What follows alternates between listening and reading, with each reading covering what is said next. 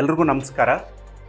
ಆ, ತಮ್ಮೆಲ್ಲರಿಗೂ ಗೊತ್ತಿರೋ ಹಾಗೆ ಸಾಕಷ್ಟು ಕಡೆ ಆ, ಏನು ಈಗ ಕೃಷಿ ಇಲಾಖೆಯಲ್ಲಿ ಇರುವ ಕೃಷಿ ಅಧಿಕಾರಿ ಮತ್ತು ಸಹಾಯಕ ಕೃಷಿ ಅಧಿಕಾರಿ ಹುದ್ದೆಗೆ ಹೋರಾಟ ನಡೀತಿದೆ. ಪ್ರೈವೇಟ್ ಯೂನಿವರ್ಸಿಟೀಸ್ನ ತೆಗಿಬೇಕು ಅಂತ.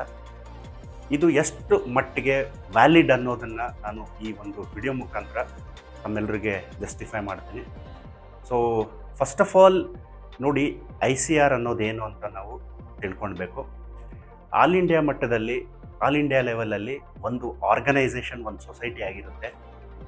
ಇದರ ಬೇಸಿಕ್ ಆಬ್ಜೆಕ್ಟಿವ್ ಬಂದು ಕ್ವಾಲಿಟಿ ಎಜುಕೇಷನ್ ಮೇಂಟೈನ್ ಮಾಡೋದು ಮತ್ತು ಕಾಲೇಜಸ್ಗೆ ಮಾನ್ಯತೆ ಕೊಡೋದು. ಈಗ ICR ಮಾನ್ಯತೆ ಪಡೆದಂಥ ಯೂನಿವರ್ಸಿಟೀಸ್ಗೆ ಮಾತ್ರ ನೀವು JRF ಬರೀಬೋದು. JRF ಏನಕ್ಕೆ? ನೀವು PG ಮಾಡಲಿಕ್ಕೆ, ಇವನ್ PhD ಮಾಡಲಿಕ್ಕೂ ನೀವು ICR ಮಾನ್ಯತೆ ಪಡೆದಂತಹ UG PGಯಲ್ಲಿ ನೀವು ಏನು ವಿದ್ಯಾಭ್ಯಾಸನ ಮಾಡಿರಬೇಕಾಗಿತ್ತು. ಓಕೆ, ಇನ್ಫ್ಯಾಕ್ಟ್ ಜಾಬ್ ಆಪರ್ಚುನಿಟೀಸ್ ಬಂದಾಗ ನಿಮಗೆ ICR ಅಕ್ರಿಡೇಷನ್ ಇರುವ ಯೂನಿವರ್ಸಿಟೀಸಿಗೆ ಮಾನ್ಯತೆ ಕೊಡ್ತಾರೆ. ARS ಆಗಿರ್ಬೋದು, top level scientist, agriculture research scientist ARS ಆಗಿರ್ಬೋದು, ಸಬ್ಜೆಕ್ಟ್ ಮ್ಯಾಟರ್ ಸ್ಪೆಷಲಿಸ್ಟ್ ಆಗಿರ್ಬೋದು. ವಿವಿಧ ಇಲಾಖೆಗಳಲ್ಲಿ ಏನು ರೆಕ್ರೂಟ್ಮೆಂಟ್ ಕ್ರೈಟೀರಿಯಾ ಏನು ಮಾಡ್ತಾರಲ್ಲ, ಅದರಲ್ಲಿ ICR ರೆಕಗ್ನೈಸ್ಡ್ ಯೂನಿವರ್ಸಿಟಿಯಿಂದ ನೀವು ವಿದ್ಯಾಭ್ಯಾಸ ಮಾಡಿರುವಂಥ ಕ್ಯಾಂಡಿಡೇಟಿಗೆ ಮೊದಲನೆಯ ಆದ್ಯತೆ ಕೊಡ್ತಾರೆ. It means they give a first priority to the students who have graduated from the ICR accreditation universities, right? So ಬೇರೆ ಬೇರೆ ನೀವು ಎಕ್ಸಾಮ್ಸ್ ತಗೊಳ್ಳಿ, ಇದೆಲ್ಲ ICR ಮಾನ್ಯತೆ ಪಡೆದಂತಹ ವಿದ್ಯಾರ್ಥಿಗಳಿಗೆ ಅವಕಾಶ ಕೊಡ್ತಾರೆ. ಸೊ ಯಾಕೆ ಬೇರೆಯವರಿಗೆ ಕೊಡಬಾರ್ದು? ಯಾಕೆ ICRಗೆ ಮಾತ್ರ ಇದು ಮಾನ್ಯತೆ ಕೊಡಬೇಕು ಅನ್ನೋದನ್ನ ನಾನು ಹೇಳ್ತೇನೆ. ICR ಒಂದು dedicated agriculture body which set certain standard for the quality education. B it research ಆಗಿರ್ಬೋದು. ಒಳ್ಳೆ ಕ್ವಾಲಿಟಿ ರಿಸರ್ಚ್ ಆಗಲಿಲ್ಲ ಅಂದರೆ ಆ ಯೂನಿವರ್ಸಿಟಿಗೆ ಡಿಗ್ರೇಡ್ ಆಗಿಬಿಡುತ್ತೆ. ಒಳ್ಳೆ ಎಜುಕೇಶನ್ ಇಲ್ಲ ಅಂದರೆ ಆ ಯೂನಿವರ್ಸಿಟಿ ಡೌನ್ಗ್ರೇಡ್ ಮಾಡ್ತಾರೆ. So even in fact ICR gives a funding to the agriculture universities to give a quality education, bring up quality of the research.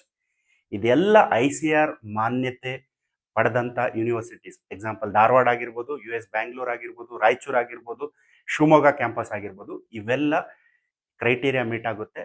ಈ ಯೂನಿವರ್ಸಿಟೀಸ್ ಅಲ್ಲಿ ಯಾರೆಲ್ಲ ಓದಿರ್ತಾರೆ ಕ್ಯಾಂಡಿಡೇಟ್ಸ್, ಇವರೆಲ್ಲ ಟಾಪ್ ಕ್ಯಾಂಡಿಡೇಟ್ಸ್ ಆಗಿರ್ತಾರೆ, ಆಯ್ತಾ? ಸೊ ಈ ಒಂದು ಕ್ರೈಟೀರಿಯಾ ಕಂಪಲ್ಸರಿ ಆಗಿರುತ್ತೆ ICR ಎಕ್ಸಾಮ್ ಕ್ವಾಲಿಫೈ, ICR ಮಾನ್ಯತೆ ಕೊಡೋದಕ್ಕೆ. And one more important aspect is, are these students those who are given accreditation from the AICTC ಆಗಿರ್ಬೋದು, UGC ಆಗಿರ್ಬೋದು, ಇವ್ರೇನು UGC ಆಗಿರ್ಬೋದು, AICTC ಕ್ವಾಲಿಟಿ ಚೆಕ್ ಮಾಡ್ತಾರ ಬೇರೆ ಅಗ್ರಿ ಯೂನಿವರ್ಸಿಟೀಸ್ಗೆ? In fact no. ICR ಎಷ್ಟು ಅಸೆಸ್ಮೆಂಟ್ ಮಾಡುತ್ತೆ ಕ್ವಾಲಿಟಿ ಆಫ್ ಎಜುಕೇಷನ್ ಅಗ್ರಿಕಲ್ಚರಲ್ಲಿ, ಅಷ್ಟು ಅಸೆಸ್ಮೆಂಟು ಬೇರೆ ಬಾಡೀಸ್ ಮಾಡಲ್ಲ. Okay, especially with respect to agriculture I am talking about. ಹಾಗಾಗಿ ಇದನ್ನೊಂದು ಪರಿಗಣಿಸಿದ್ರೆ 2017ರಲ್ಲಿ ಕೃಷಿ ಇಲಾಖೆಯಲ್ಲಿ ನೋಟಿಫಿಕೇಶನ್ ಬರುತ್ತೆ. ಅದರಲ್ಲೂ ಕೂಡ ICR ಮಾನ್ಯತೆ ಪಡೆದಂತಹ ಯೂನಿವರ್ಸಿಟಿ ವಿದ್ಯಾರ್ಥಿಗಳಿಗೆ ಒಂದು ಅರ್ಹತೆ ಕೊಡ್ತಾರೆ. ಸೊ ಇವನ್ ಇನ್ಫ್ಯಾಕ್ಟ್ ಇದು ಏನು 2 ಇಯರ್ಸಿಂದ ರಿಕ್ರೂಟ್ಮೆಂಟ್ ಮುಂದೆ ಹೋಗ್ತಾನೆ ಇದೆ. ಫಸ್ಟ್ ನೋಟಿಫಿಕೇಶನ್ ಬಂದಾಗಲೂ ಕೂಡ ICR ಸ್ಟೂಡೆಂಟ್ಸ್ ಮಾತ್ರ ಎಲಿಜಿಬಿಲಿಟಿ ಕ್ರೈಟೀರಿಯಾ ಕೊಟ್ಟಿದ್ರು. ಈಗ ಸಡನ್ ಆಗಿ ಟ್ವಿಸ್ಟ್ ಎಲ್ಲಿಗೆ ಬಂತು? All of a sudden rules has been changed overnight.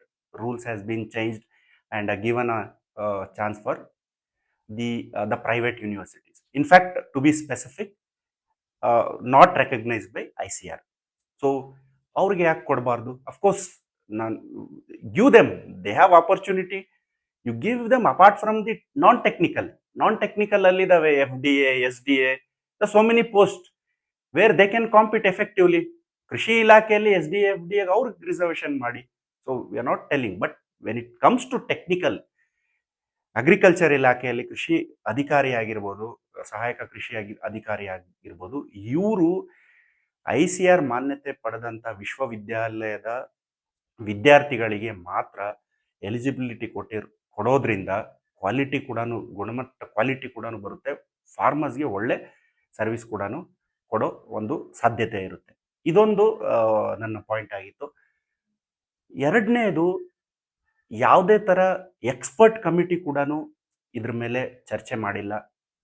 ರಾತ್ರೋರಾತ್ರಿ ಏನು ಸ್ಟೂಡೆಂಟ್ ನಾನ್ ICAR ಅಕ್ರಿಡೇಟ್ ಯೂನಿವರ್ಸಿಟೀಸ್ಗೆ ಪರ್ಮಿಷನ್ ಕೊಟ್ಬಿಟ್ಟು ಅವರು ಬರಿಬೋದು ಅಂತ ಮಾನ್ಯತೆ ಕೊಟ್ಟಿದ್ದಾರೆ. ಸೊ ಇದು ಎಷ್ಟು ಮಟ್ಟಕ್ಕೆ ಸರಿ ಅನ್ನೋದನ್ನು ತಮ್ಮೆಲ್ಲರಿಗೂ ಗೊತ್ತಿದೆ. ಆ್ಯಂಡ್ ಮೂರನೇದಾಗಿ, ಸಾಕಷ್ಟು ವಿದ್ಯಾರ್ಥಿಗಳು ಲೀಗಲ್ ಫೈಟ್ ಮಾಡಲಿಕ್ಕೆ ಆಗಲ್ಲ, ಕೋರ್ಟ್ ಹೋಗೋದು, ಈ ನಡುವೆ ಪ್ರಿಪ್ರೇಷನ್ ಅಫೆಕ್ಟ್ ಆಗುತ್ತೆ. ಸಾಕಷ್ಟು ತಂದೆ ತಾಯಿ ಅಂದಿರು ಡಿಸ್ಕರೇಜ್ ಮಾಡ್ತಾರೆ, ಕೋರ್ಟು ಅದು ಏನು ಬೇಡ, ನಿನ್ನ ಕೆಲಸ ನೀನು ಮಾಡ್ಕೊ ಅಂತ. ಹಾಗಾಗಿ we believe on the judiciary, they have to take a suo motu action against this what is called as bypassing the proper procedure. There is clear indication of violation of the proper procedure followed for the recruitment of AO exam.